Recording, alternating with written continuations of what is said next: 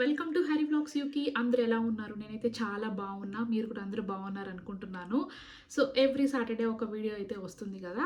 So నేను ఇచ్చే information మీకైతే అందరికీ యూస్ఫుల్ అవుతుంది అని అనుకుంటున్నా. వీడియో చూసేవాళ్ళు ఖచ్చితంగా లైక్ చేయండి.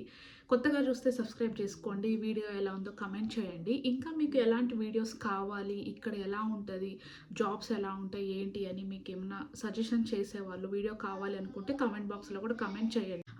చాలామంది కేర్ వీసాలు వేసుకొని అయితే యూకేకి వస్తారు కదా.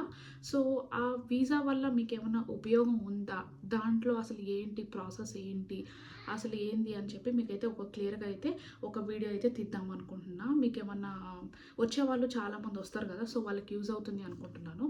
సో ఫస్ట్ ఏంటి అంటే ఈ కేర్ అసిస్టెంట్ జాబ్స్ అనేవి 2 రోల్స్ ఉంటాయి. ఫస్ట్ వచ్చేసి కేర్ హోమ్, అది సపరేట్. కేర్ హోమ్కి వచ్చే వాళ్ళు ఉంటారు, ప్లస్ హోమ్ కేర్కి వచ్చే వాళ్ళు ఉంటారు. సో దీంతో సపరేట్ రెండు అయితే కంబైన్ కాదు.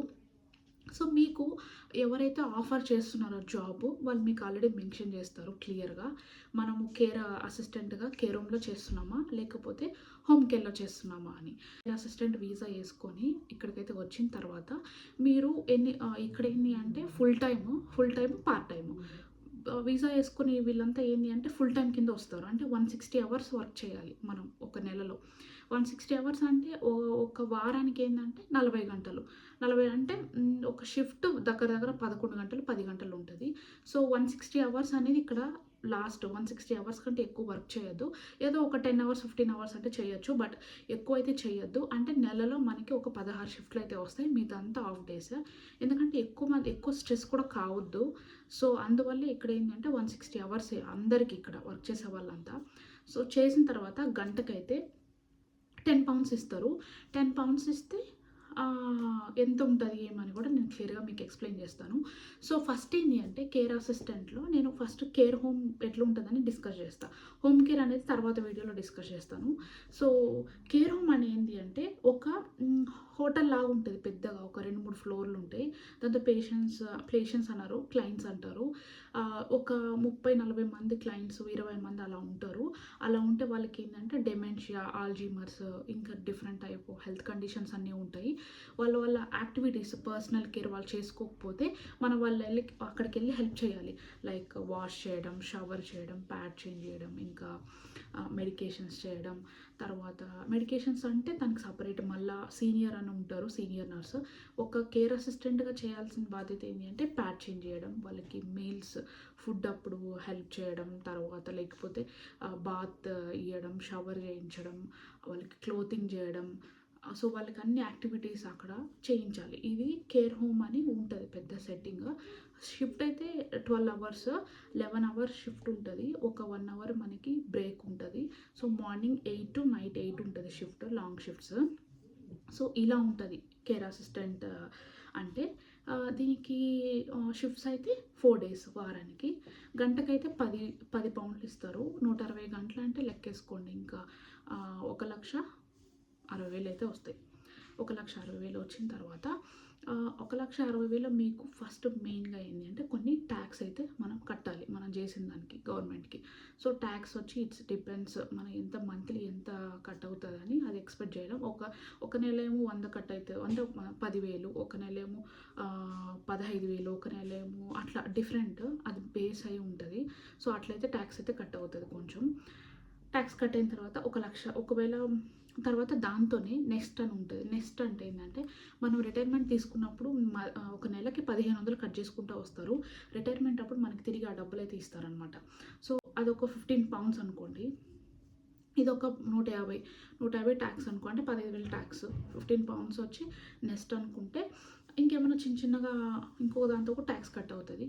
సో 1,30,000, 1,00,000 అట్లయితే రావచ్చు చేతికి. సో వచ్చిన తర్వాత మనకి దాంతో ఖర్చులు అయితే ఉంటాయి.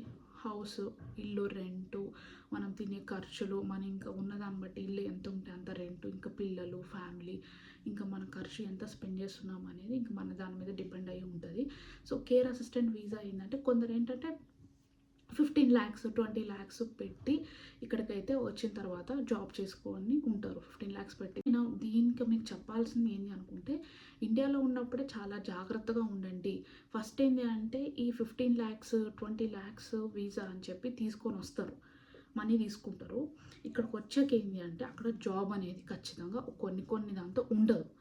అసలు జాబ్ అనేదే ఉండదు. అసలు మీకు ఇంకా ఎట్లా ఏంది అంటే మోసం అనేది జరుగుతది. ఇంకా కొంతసార్లు ఏందంటే 15-16 లాక్స్ అంటారు కదా! ఒక పేమెంట్ చేసేసేయి వీసా అంటాడు. సో, ఒక 5 లాక్స్, 6 లాక్స్ తీసుకొని ఇంక మొత్తానికే వాడు ఎటు పోతాడో తెలీదు. ఫోన్ స్విచ్ ఆఫ్ చేసుకుంటాడు. సో, అలా కూడా చేస్తారు ఇండియాలో ఉన్నప్పుడే. సో, మళ్ళీ ఇక్కడికొచ్చినాక ఏంది అంటే వీసా ఇస్తాడు కదా! ఇక్కడికొచ్చిన తర్వాత జాబ్ అనేది ఉండదు. అంటే అసలు మీరు ఆ వీసా మీదే ఉండరు. మీరు మిమ్మల్ని ఏం చెప్తాడంటే బయటెళ్ళి క్యాష్ ఇన్ హ్యాండ్ చేసుకోండి అంటాడు. సో, బయటెళ్ళి క్యాష్ ఇన్ హ్యాండ్ చేసుకుంటే మీకెవరిస్తారు cash in hand? Cash in hand ఎవరంటే అసలు రెస్టారెంట్, హోటల్‌లో చేసుకోవాలి. 7, 8 పౌండ్లకైతే ఎక్కువైతే ఇయ్యరు. ఇస్తే మీరు తిరిగి మళ్ళా వాడికి టాక్స్ రూపంలో ఇన్ని వేలని తిరిగి కట్టాలి. 1,80,000, 70,000 అయితే కట్టాలి. సో, ఇలాగైతే మోసం జరుగుతది ఫస్ట్. స్టార్ట్ అయిన తర్వాత షిఫ్ట్స్ అనేవి అసలు ఇయ్యడు. వాడి దగ్గర వర్క్ అనేది ఉండదు. వాడు ఏం చెప్పలేక మీకు అసలు ఎల్లుండి అంటాడు, రేపు అంటాడు, మళ్ళీ అంటాడు, ఇది అంటాడు, అది అంటాడు. అసలు షిఫ్ట్స్ గురించి అసలు మాట్లాడడు. సో, అలా కూడా ఉంటది.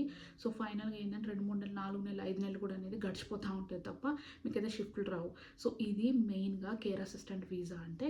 సో, ఇంత డబ్బులు పెట్టుకొని మీరు ఇక్కడికి వస్తే ఇక్కడ జాబ్ చేసుకొని మంత్లీ ఒక ఫ్యామిలీతో వస్తే హ్యాపీగా అనేది ఉండొచ్చు. ఎలాంటి మోసం జరగకపోతే. బట్ కేర్‌ఫుల్‌గా ఉండాలి. ఎందుకంటే వాళ్ళకి ఏదైనా క్లయింట్ సైడ్ నుంచి గానీ, ఏమన్నా ఏమన్నా ప్రాబ్లమ్ వచ్చిందనుకో, ఏదైనా కంప్లెయింట్ అనేది రైజ్ చేసినప్పుడు మిమ్మల్ని వాళ్ళకి అన్ని రైట్స్ అనేవి ఉంటాయి. మళ్ళీ ఇక్కడ నుంచి పంపించేదానికైతే ఛాన్సెస్ ఉంటాయి. సో, పేషెంట్ దగ్గర చాలా కేర్‌ఫుల్‌గా ఉండండి. నెగ్లిజెన్సీ అస్సలు చేయొద్దు. ఎందుకంటే వాళ్ళ కంపెనీకి అన్ని రూల్స్ అనేవి ఉంటాయి. ఇక్కడ పేషెంట్ కేర్ అనేది చాలా ఇంపార్టెంట్. ఎవరైనా వస్తే పేషెంట్ దగ్గర చాలా జాగ్రత్తగా ఉండండి. షిఫ్ట్ చేసుకోండి. హ్యాపీగా లైఫ్‌లో ఎంజాయ్ చేయండి. వెళ్ళిపోండి. కానీ ఇట్లా ఫోన్స్ యూజ్ చేయడం, ఇంకా క్లయింట్ హౌస్‌లో ఉన్నప్పుడు ఫోన్ మాట్లాడడం, నెగ్లిజెన్సీగా వాళ్ళని ఏమైనా అబ్యూస్ చేయడం. సో, అవంతా అంటే ఈ ఫోన్ మాట్లాడడం చిన్న చిన్న మిస్టేక్సా అని మనం అనుకోవచ్చు. కానీ అవి కూడా వాళ్ళన్నీ నోట్ చేసుకుంటారు. సో, పెద్ద పెద్ద మిస్టేక్స్ అనేవేంటంటే మెడికేషన్స్‌లో ఎర్రర్ రావడం, పేషెంట్‌ని హ్యాండిలింగ్ బాగా చేయకపోవడం వర్బల్‌గా, లేకపోతే కింద పడేయడం. సో, అలాంటివంతా ఉంటాయి. అలాంటివంతా చాలా రిస్క్. సో, అలాంటివి వచ్చినప్పుడు మిమ్మల్ని డిపోర్ట్ చేయడానికి కూడా ఛాన్సెస్ అయితే ఉంటది. సో, కేర్‌ఫుల్‌గా ఉండండి. సో, ఇవి. సో, మళ్ళా ఇప్పటికే వీడియో బాగా ఎక్కువైంది. సో, వీడియో ఎలా ఉందో కమెంట్ చేయండి. లైక్ చేయడం మాత్రం మర్చిపోవద్దు. సో, మళ్ళా నెక్స్ట్ వీక్ ఒక వీడియోతో మళ్ళీ కలుసుకుందాం. అప్పటి వరకు బాయ్ బాయ్.